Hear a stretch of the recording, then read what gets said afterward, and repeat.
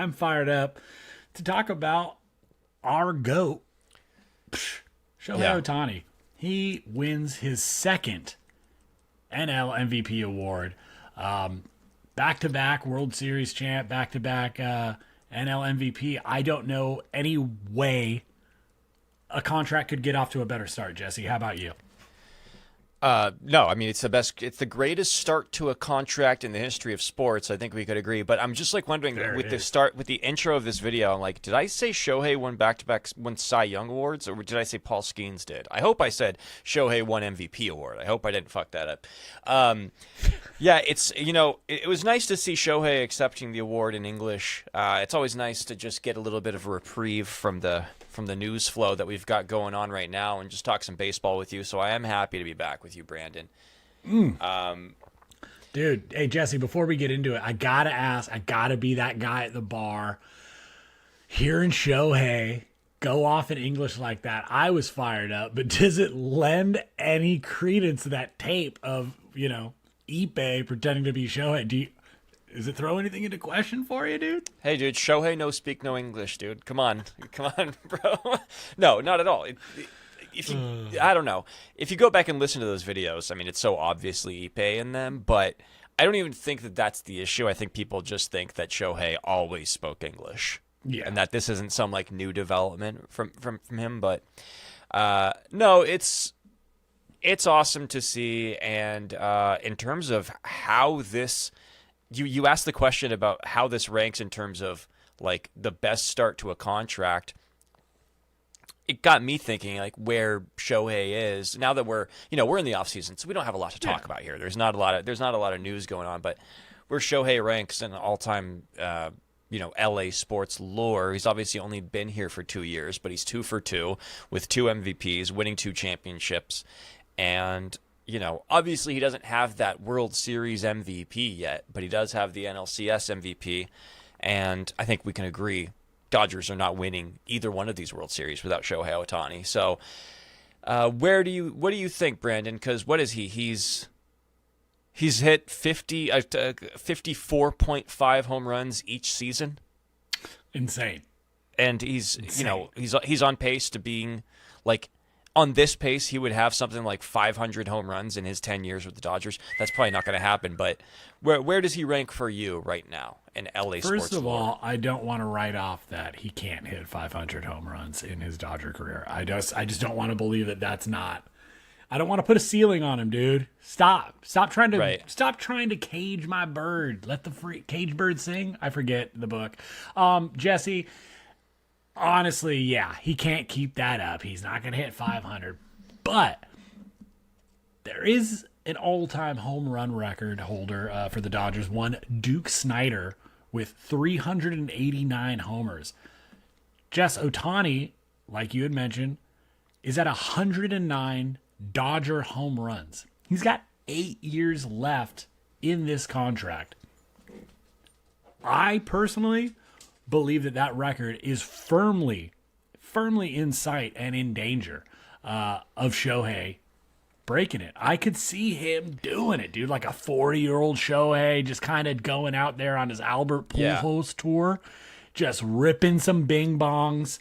Just maybe he's got a little older guy gut, maybe too many bowls of rice, maybe too many victory sakes. Hopefully, wow. I don't know, but Shohei seems too disciplined for that for me. Like I just don't see him doing it.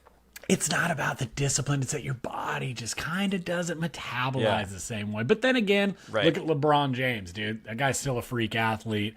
Apparently not being grateful enough that we signed Bronny. But I don't think we're going to have that problem with Shohei's daughter. Shouts out girl dads. No.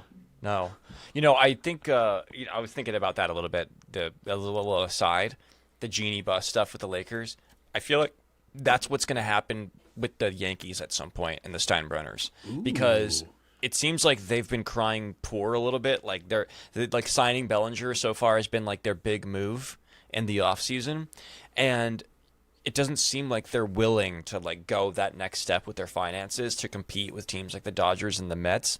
And I think that they're probably part of like the owners that are trying to limit the Dodgers and what they can do and how much money the Dodgers spend. They might be pushing for a salary cap for all we know. So I'm wondering, like, are the Yankees one of those teams that we should watch to potentially get sold in like the next 10 years or so? They're going to have to sell or let some private equity firm buy into them a little bit so that they can spend a little bit more money, because it seems like that family-owned business model for the Yankees is starting to like be from a bygone era when you have all of these billionaire guys like Cohen and Mark Walter coming into the sport, taking over. I mean, Walter just took over the Lakers.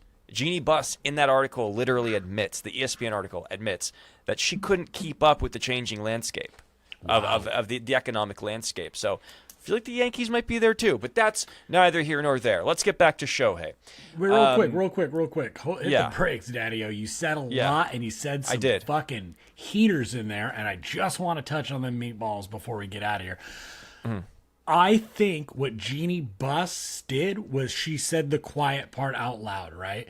Jesse, Deferred Collusion has been championing the we've been on in the choir, hitting the trumpets, doing everything we can to say that, hey, there are just some owners that have been passed by the current state of the MLB. You know, you've heard me talk about it with, you know, Mark Davis and the Raiders in the NFL. There's plenty, you know, we could go through whatever league you want, but there's plenty in the MLB that have this monopoly in, you know, a franchise for a whole damn city. And we've seen guys like John Fisher, you know, basically poison the well to head on to greener pastures. Awesome analogy by me. Jesse, I just think that there's just like, we give a lot of people the benefit of the doubt, and we don't know exactly what's going on with people's finances. And like I said, this is a monopoly. It's a money printing machine, and there are plenty of owners who are willing to sit back, take the league's free money, you know, for spending over the luxury tax or what have you, and just kind of be perennial bottom dwellers. And I think that there are plenty of owners who the league has passed up. And instead of relinquishing control, like you were mentioning, that, you know, maybe the Yankees will have to, like a lot of these guys, hey, business is booming. Why let it go? I know I say this all the time, but I forget when this quote was, but the Reds owner basically saying, where are they going to go? Where are these fans going to go? Like they're stuck. So you can get away with spending, you know, 40% of your net or you know, whatever your net your earnings revenue, your gross revenue, sorry, whatever. But yeah, dude, it's just it's gross. And I think that there needs to be, you know, if there's any talk of salary cap or whatever, there should be talk of like, hey man, well, you bum ass owners need to get some partners in it. I don't know if it's hedge fund bros or whatever, but we need to get some money flowing, and we need to make these, you know, we're trying to expand. We need to make as many teams as formidable and exciting to feed the need that is, you know, baseball. Like it's hot in the streets, Jess. Am I wrong? We got the World Baseball Classic in a few months.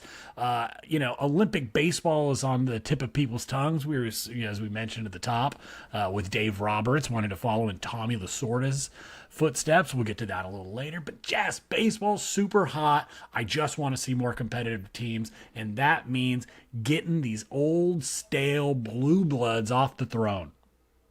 I agree. Yeah, I don't know. That whole Jeannie Buss thing just really got me thinking about it, because they really are like the Lakers really are the Yankees of basketball. Yeah, and, dude. Hey, you know, LA's a basketball town. Yeah. It has been until this new Dodger regime, right? Like, yeah. And if they're having trouble and like keeping up financially, then of course like the Yankees are, and that would explain a lot about why the Yankees have done what they've done over the past few years. You know, especially, you know, while trying to maximize this window of having Aaron Judge, who's arguably like might be like one of the greatest hitters in the history of their franchise. You know, so they had this small window with him, but they don't seem to be like really all in on it. And like they're all in to a point. They're not all in to the level of like the Dodgers or the Mets are in terms of just like spending the revenue on the team, which says to me that they are. They're thinking about like future years beyond Aaron Judge more than they're thinking about the time now. And that could be why, you know, even the Steinbrenners, they're not immune to selling the team. So just a thought I had. It's a good thought, dude. You look good. So I do want to go back because we're going to do a roundabout to this topic because Shohei passing Duke Snyder, we were talking about. You mentioned Shohei has 109, Duke Snyder has 389, which means that he has to hit 280 over the next 8 seasons. That puts him about 35 home runs a year. That's what Shohei would have to average in the next 8 years. I think you and I would agree the first 4 or 5 years over the next 8, the next 4 or 5, I think he should be able to average something like 40 to 45 at least, I would imagine. Yeah, 40 plus. I think he can put that down for the next 3 to 4 years for sure.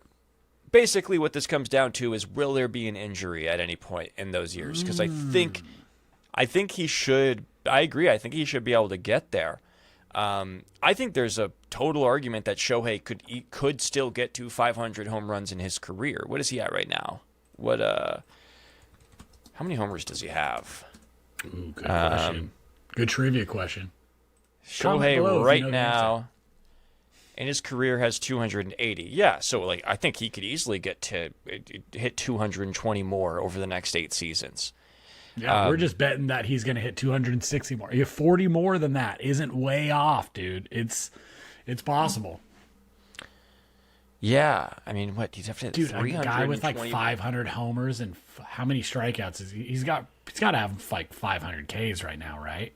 You think he's got that many Ks? I mean, injuries have sidelined him, but a guy with 500 homers, 500 plus Ks is just insane to me. I want to see that on a stat sheet so bad. Yeah, his pitching career, he has. Where the fuck is it? I'm on Baseball Baseball Reference is really hard to do. It's not ideal. Okay, here we go. Pitching. Where the fuck is this? This is super exciting for the listeners. Yeah, sorry. Anyways, Shohei Ohtani pitching stats. I could just Google that. Sorry, I wasn't planning on looking this up, so that's the reason why I didn't have this prepped. So he has 670 strikeouts right now. There you go. Already halfway there, dude. Now we just need the bing bongs, dude. Minimum 220 is what we need to get that 500 zone. You know we're going to hit it, but I want him to become the Dodgers all-time home run leader. And Jess, I mean, he's already done it. He's on the Mount Rushmore of LA sports. I don't care what anybody says. He's up there with Kobe.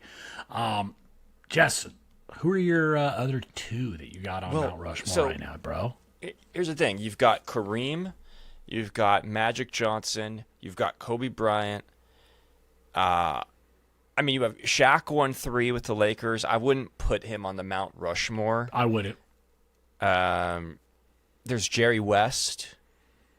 Here, let's just Google. Let's see what LA Sports Mount Rushmore comes up with. Let's see what the majority of people, because there's Jackie Robinson.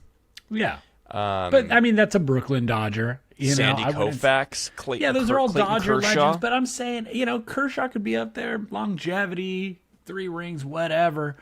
3 Cy Youngs. It's all great, but nothing comes close to what Shohei has been. And if you ask anybody, right, hey, what could any player do to be on the Mount Rushmore of their city's sports, hierarchy? I mean, I don't know, win back-to-back championships, win back-to-back MVPs, and we got a conversation. Well, guess what? The man did it. He woke up and just did it. So we're talking about a Shohei that potentially actually ages pretty well. There's going to be some breakdown of the pitching arm, but we know that he can hit through that. Already proven it.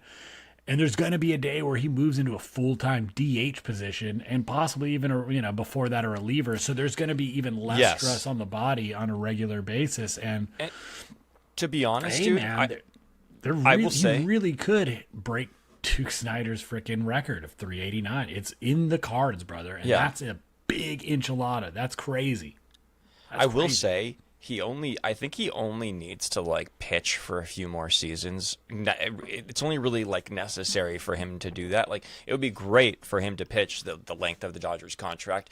I don't see it happening if they want to make sure that he survives the length of that contract, that he doesn't he doesn't miss a season due to a third Tommy John or whatever it is that he would have to do.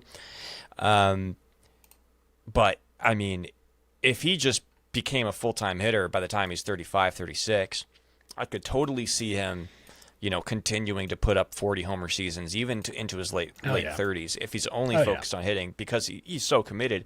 But I mean, even now, just in terms of the Mount Rushmore conversation, if he does break the Dodgers' all-time home run record, I think that there's no argument that he becomes the greatest Dodger ever, especially if he wins one World Series, because I don't think anybody's really ever done it in that way. How many World Series did Jackie Robinson win? He only won one with the Dodgers. How many did Sandy Koufax win?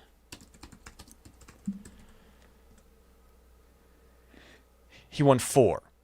So pretty sick.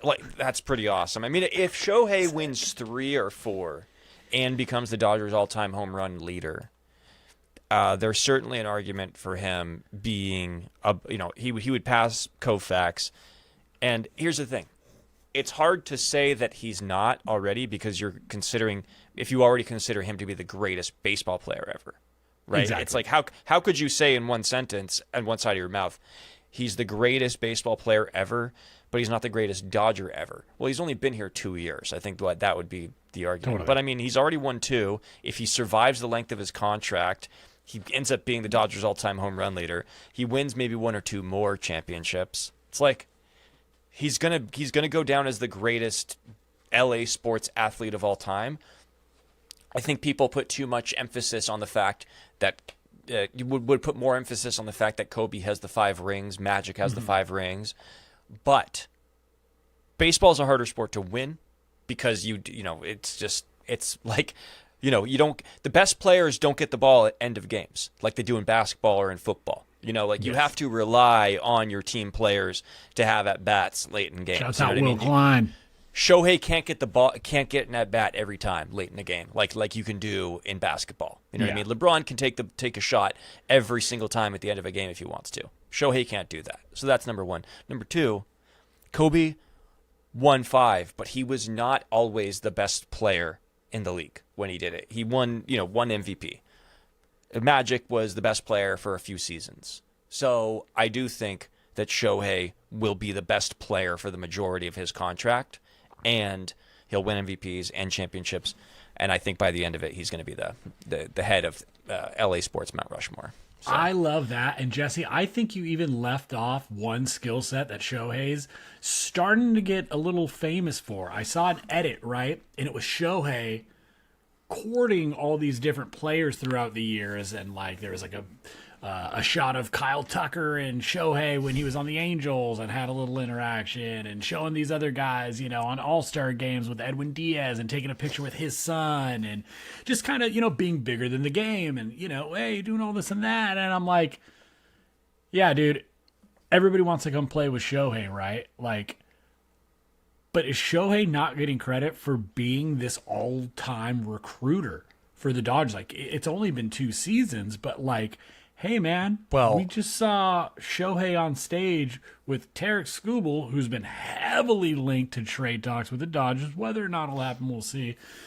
And Paul Skeens just won his first NL Cy Young. So we got 2 of the best pitchers on the planet with the best baseball player on the planet. And guess who's speaking English pretty fluently these days, Jess? Shohei. He's a six-tool player, brother. Dude, I think that the contract that he signed is the ultimate recruitment tool. He just goes, I'm saving money for guys like you, Paul. Right. Not just because of the deferrals and the fact that it helps Dodgers soften the blow on the luxury tax and things like that, but the message that it sends to the rest of the league. If Shohei's willing to do this, what's your fucking excuse? You know what I mean? I think that's the ultimate message that he's sending to the rest. That it's he gets paid a shit metric fuck ton of money, obviously, but he's also an ultimate team sacrifice guy. Do whatever it takes to win, and Jesse, if you remember, that's what this whole deferred money thing even started out as. It was hey, can teams convince players to, hey, we're going to get you down the road, but we're going to use the money saved today to invest on the team around you. I mean, that's the first domino to fall, right? The trade for Mookie Betts. We picked up David Price's contract, had to eat that money, but they turn around and re-sign Mookie. And what was one of the big selling points? Well, one, they meet his number, right? They negotiated. I think Mookie said at some number like 4 something. I think the Red Sox put it at like 260, and the Dodgers signed him at like 360, and it was like exactly in the middle. So my point So the Red Sox could have hit that number, is what you're saying, if they just did proper negotiation. 1,000%, and just didn't have some stupid rule like, hey, we don't have no opt-out clause, whatever. Anyways, my point is that like that first domino to fall, right? That was the promise kept by this freaking like era of the Guggenheim Group, and that was they reinvested that savings into the club. And hey, the Dodgers lose in 21, go out and get Freddie Freeman. They lose in, what was it, 23, and they got now they got Blake Snell, right? Or whatever year they lost to the Padres. Like, hey, let's go out and get Blake Snell. They lost in 22 to the Padres, but 23 was getting embarrassed by the Diamondbacks, and they said that's that. They get, and then they won the World Series, and they signed and Blake ruined Snell. baseball. That's right. That's what it was. Sorry. Yeah. So my point is, we've seen them go after these beaters of us, right? Like, but they've kept their promise, right? Like, hey, Shohei took these deferrals, and they're still investing. After 2 back-to-back championships, they said, ruin it. Let's ruin the game. I don't care. We're playing by the rules, baby. Also, Andrew Friedman just did an interview after when Kyle Tucker had his introductory press conference. He was doing an interview and talking about, the Dodgers ruining baseball discussion, right? And what he was saying was about free agents coming to the Dodgers, and I do think that there is some truth to this. Obviously, money's like the big motivating factor. Like, if you can outbid everybody else, like, you have to consider it. It's the final word. Yeah, it is. Yeah. But, like he says, that word has spread around the league. This is from Andrew Friedman's mouth. Word has spread around the league about how the Dodgers are treating their players, about how players are kind of, the way that they are being developed, treated, their families are being handled. Everything is a first-class experience that, is really resonating around the league. We heard about Edwin Diaz's brother, telling him, like, you should go to the Dodgers because they treated me really well. And then it makes sense why somebody like Kyle Tucker, who's in his free agency, would go sign with the Dodgers. And yes, obviously the money is involved, but it is a big factor. But, like, once you make $50 million a year, like, does making an extra 10, like, how much does that really change your life? Yeah. What it comes down to is like, no, like, if you can outbid them, like, I would come play with you because I want to. Like, I think Steve Cohen would have gone up to a higher number if he needed to. At a certain point, that's just a better spot. And that's just a better company to work for. It's like going to work for Apple or working for, Mint Mobile. It's an easy decision to make. If you recall, Steve Cohen tried to buy the Dodgers after the McCourt era, like, failures and all that stuff, when the league seized control with, like, the Fox Group and whatever. Dude, in a different world, the Guggenheim Group gets the Mets, dude. That's great. Yeah. That's the most LOL Met shit I've ever heard. But to put a cap on it, I do think that, like, Shohei plays a big role into why that vibe is going around the league, that the Dodgers treat their players really well. Because if somebody like Shohei, who's like the ultimate humility guy, the ultimate team sacrifice guy, would pick the Dodgers and, like you say, start recruiting, then it seems like people are going to start to get that feeling like, oh, there's something different going on over there. Anyways, first ballot Hall of Famer. The lineup studded with them. And Jess, we got a first ballot Hall of Famer coach trying to follow in the footsteps of another Hall of Famer. Dave Roberts has thrown his hat in the ring and wants to coach Team USA in the 2028 Olympics, if pros are allowed to play, of course. Jesse, you may have heard that, like, famous speech from Tommy Lasorda in an interview asking, like, hey, like, why does this, matter so much? coaches don't get a gold medal, and he talks about like my gold medal is when they rose that, or when my guys got handed their gold medals. My gold medal was seeing the flag raised up. He's like, my gold medal was hearing, the Star Spangled Banner. And it was really sweet and really rad. And just to start having this conversation where Dave Roberts, like, Doc, he's somehow been our manager now 10 years. He's brought home 3 championships,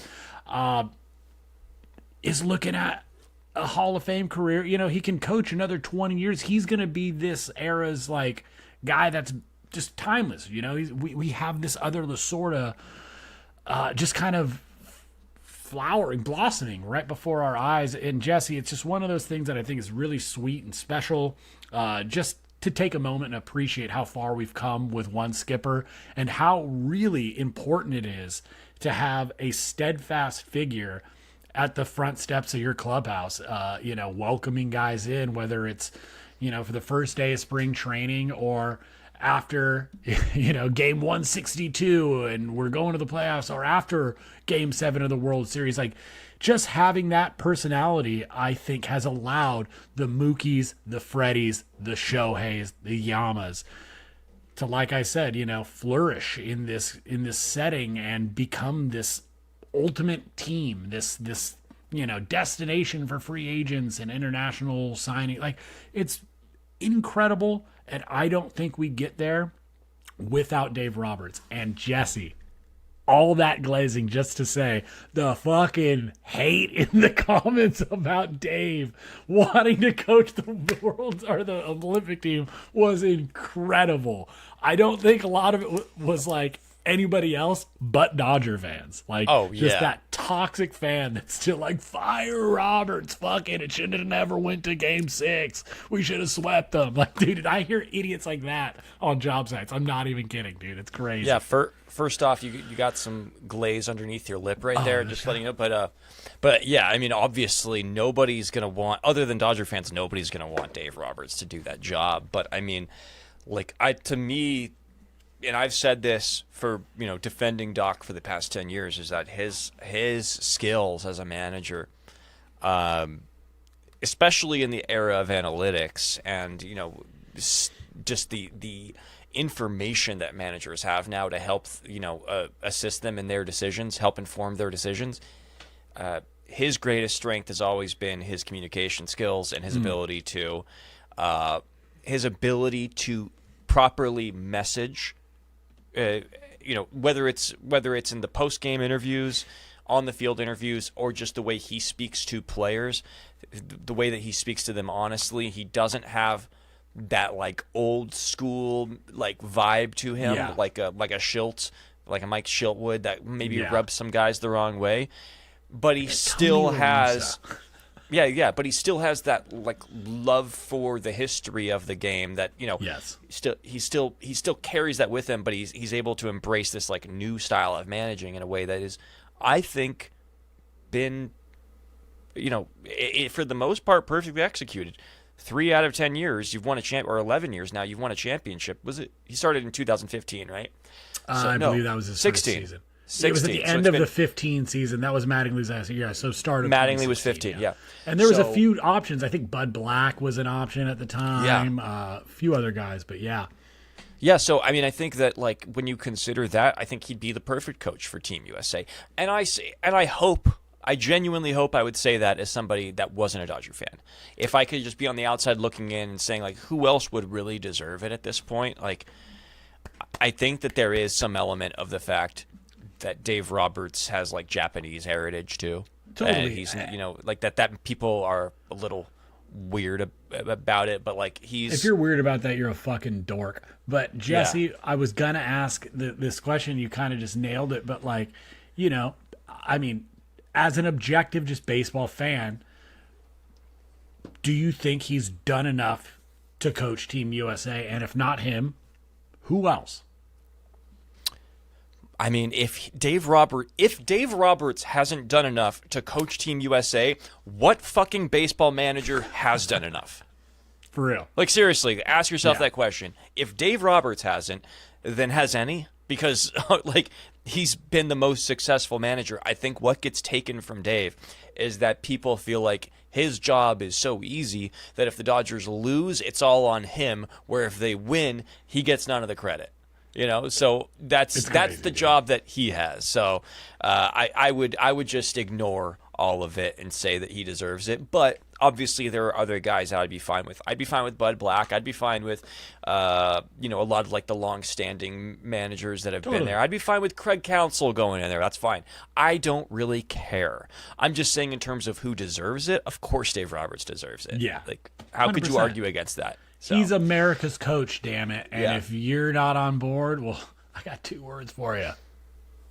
I'm going to save it for the end of the episode. Oh, okay. Really, I just want to do some housekeeping really quick before we move on, because we actually spent some time on Shohei. God damn, I didn't realize how long we were on that. We're Glazers, dude. So one thing I did want to mention is what the Dodgers are going to be doing next, because it sort of ties into Keith Law's top 100 prospects list that he just put out. The Dodgers have 7 of them in the top 100, 6 in the top 65. Going to get to that. Did hear that Bobby Miller has been put on the trade block. Obviously, back in 2023, he had a great season. People were discussing him as a potential heir apparent to Clayton Kershaw or basically the next Walker Buehler at the very least. And it did not go that way. He has a double-digit ERA ever since the 2023 season and has not been able to figure out as a reliever either. Played no part in the Dodgers championship run last year or in 2024. Looks like they're going to trade him. There are rumors that the Cubs might be interested in him. Just your thoughts on that, if you're ready to move on from Bobby Miller, if you think that's the right thing to do for him.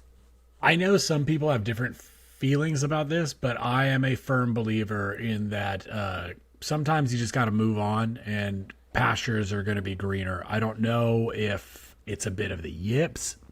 I mean, we saw Gavin Lux struggle with this after returning from injury. Bobby Miller's definitely, obviously returning from injury, but is at a point now where he should be rehabbed enough.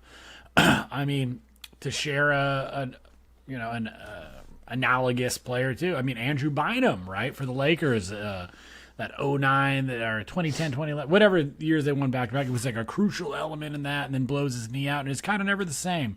I think for some guys, when they don't know how to trust a part of their body the way they used to, I think a little bit of that, a spark kind of fades. And I think if you're around a familiar space too long, you start trying to recapture what was instead of trying to focus on what you can be. And I'm not trying to take anything away from Bobby's preparation or work ethic, nothing at all. Only to suggest that maybe a fresh set of eyes on him and what he's doing may be beneficial, right? Like, I could see, I don't know, like the fucking Rays getting their hand on him and retooling him, and he's a super effective, like 6th, 7th inning guy, or, he's a multi-inning reliever. I don't know if starting's going to be his thing moving forward, just because, like you said, it's been about 2 full seasons of double-digit ERA, and it's just... It's crazy, but he's got the stuff to do it. We've seen flashes of brilliance for him, and because of that, I'm always going to be a Bobby Miller fan and rooting for him. But yeah, Jess, I do think it's time to part ways, see what we could get for him, and in a lot of ways, like Walker Buehler, like Dustin May, the trade is also in part to give him more innings, more opportunity, which frankly he's not going to get. With this murderer's row of starting pitching. And, we got guys like, Tanner Scott that's looking to make a big bounce back in the bullpen, next year. We got Edwin Diaz. My point is that between guys like Brusdar that's coming back from injury, Alex Vesia, and, I'm just saying the bullpen starts filling up even with young guys that you want to give opportunities to. And I just don't think he's got it anymore for us anyways. That's the point that I was going to make, is that, like, he's in a tough spot regardless if he has a bounce back. Obviously, that would be a great problem for the Dodgers to have if they didn't trade him and he bounced back and he was really good. But there's a logjam at the moment, basically at every point of the Dodgers staff, whether it's the bullpen or in the starting rotation. I mean, if you're moving Roki, whether you're moving Roki or not, it's a tough spot for Bobby Miller. If you're moving him to the rotation, Bobby Miller loses a rotation opportunity. If you keep him in the bullpen, Bobby Miller loses a bullpen opportunity. You have, Snell, Glasnow, Yamamoto, Shohei, Roki, River Ryan, who's on the Dodgers' top 100 prospects list. You have Jackson Ferris, who fell just outside of that list, who should be, coming up right around the corner. You have Gavin Stone coming back from surgery. You have Emmett, not the pitcher. The outfielder. Emmett Sheehan, who was arguably the Dodgers' best pitcher in the second half last year. One of the Dodgers' best pitchers. So it's tough for Bobby Miller to have the She-Man. Did you really just say that? Dude, I did it. I'm sorry, dude. Oh, dude. Dude, it's kind of good though. Yeah, it is pretty good. It is pretty good. And the She-Man, dude. That's my dog, the She-Man. That's fucking funny, dude. We should call him the She-Man from now. We should make a shirt I'm a She-Man, and it's just a picture of his face. I'm a She-Man, and it's just his number. Yeah. Oh my god, that would be great. But long story short, Brandon, we gotta make people have tuned out by now, dude. They're so done with this. It's just he's log jammed, and I mean when we look at the Dodgers top 100 list, they are just loaded, and obviously they're loaded more with outfielders. But the fact that, like we mentioned, all these pitchers are coming back, I just don't see Bobby Miller getting a lot of opportunity last year. But the Dodgers the top 100 list from Keith Law came out. Dodgers have 7 in the top 100, 6 in the top 65, and it's an interesting spot for the Dodgers right now after getting Kyle Tucker, because the Dodgers' top 5 prospects right now, or 4 of the top 5 prospects, are Eduardo Quintero, who has moved up to being the Dodgers' number 1 prospect, by the way. Yeah. Number 9, Dodgers got him out of Venezuela for a measly $280,000. Jose De Paula, number 20 in all of baseball. Zaire Hope, number 36. Mike Sirota, number 51. What do they all have in common? They're all outfielders. And the Dodgers just signed Kyle Tucker. So what that really means is Dodgers have a post-Teoscar Hernandez contingency plan set in place. And obviously Andy Pa has insurance. But it seems to me like when you have 4 outfielders and your top 5 prospects in one of the best organizations in baseball, you can expect a trade coming up pretty soon. Somebody's going to get moved. And, when just looking at this list, because obviously Alex Freeland is also on that list, but we got a little number glimpse 85 of it last year. Of the top 100 prospects. Alex. Who do you see the Dodgers? Who do you see the Dodgers moving, and who do you see the Dodgers playing? Man, it's tough to say because, I mean, how many guys do you think are going to get some playing time because they want to be dangled as trade chips, by the trade deadline? So it's tough to really say. But okay, who do you think has a future with the Dodgers versus who do you think will be traded by the Dodgers? That's the way I would frame the question then. It's really tough for me to say right now. I'm not as familiar as I should be or could be with these prospects. So I don't know who's really, really coveted. But my gut says, guys like River Ryan, it's a pitcher's, market really, right? I mean, how many base knocks are you going to try and get out of a 21-year-old Zaire Hope? I mean, right? You give him some opportunity, but you just want to see him develop. You got a couple 23-year-olds and older, so I'm not sure where their timeline is lining up. But Jess, is there 2 more years on Teoscar's contract? I'm not sure. One. There's 1 more year. Is this the final? Yeah. So this is the final season. This is it. Okay. Yeah. So, I mean, there were some even grumblings last year, like Teo going to get traded, try and get out of the deal. I think we even kind of theorized, could he be packaged up? They eat the money for Scooble, remember? No, right? I'm sorry. I apologize. You were right. Teo will be signed through 2027. I'm sorry. Okay, that's what I thought. Thank you. Don't fake news me. Yeah. My bad.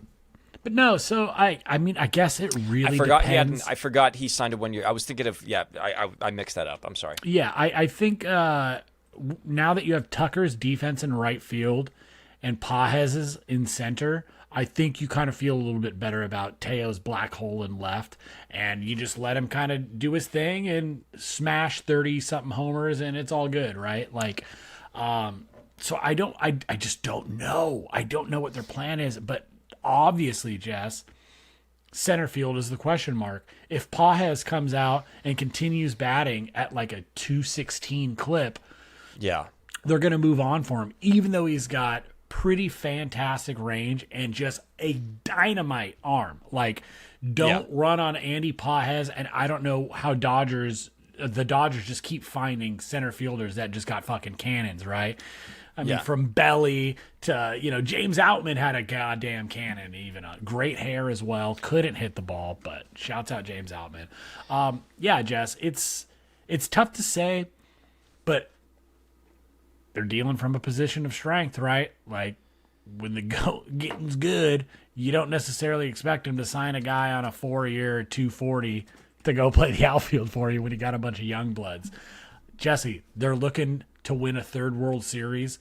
I don't know who they're going to pad out through 162, but those big three are going to be riding strong, dude. Somehow, some way, look for the Dodgers to trade for Julio Rodriguez in center field.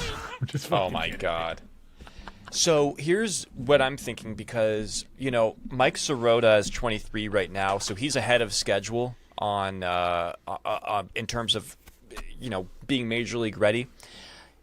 I feel like he would be probably more likely to get playing time this upcoming season than guys like Zaire Hope or Jose De Paula. Definitely. Because those guys are like 20, 21. Quintero is only 20 years old, I believe. Yeah, he's 20. And so I do think that we could see some Sirota this year. My guess is that we're going to probably keep Zaire Hope because he's a center fielder for the exact reason that you just said, that he would be able to fill in center field, and it perfectly aligns up with the timeline of Tucker potentially opting out after 2 years and Teoscar's contract also expiring at the same time. So that feels like that very much could happen around after the 2027 season. You could be losing Tucker and Teoscar. You would hope that it doesn't happen, but that perfectly lines up with Hope being 23, Quintero being 22. The Dodgers get very young. There's a chance they wouldn't trade any of these guys and then just start the clocks there, and then we could have like a rookie renaissance in the outfield for the Dodgers. That would be pretty sick. There's also a sick in the head little rumor about one Bo Bichette opting out of his New York Mets deal after 1 year, and the Dodgers going after him and saying, Bo, just go play second base, dude. It's all good. Or maybe moving him at third. Who knows? Jess, if they free up that money, though, from Teo, get a little extra cap space. I don't know, dude. What do you think? It's gross, I know. You have to extend Mookie's career in this contract however you can, because I don't see it. Like, I think he's going to be the shortstop next year, obviously. Maybe for the next couple of seasons. But eventually, they're going to have to move Mookie off of short. Ooh. They're just going to have to, right? He's going to get older. He's already starting his very slow decline. He's still obviously great. But, there's already rumblings that he might get moved down in the batting order next year because of what happened. We don't know yet. We saw it in the World Series. They had to move him to cleanup because he was struggling so much. That's age. He's starting to show his age a little bit. They're going to have to find a way to get him over to second base, I think, to extend the life of that contract as best as possible.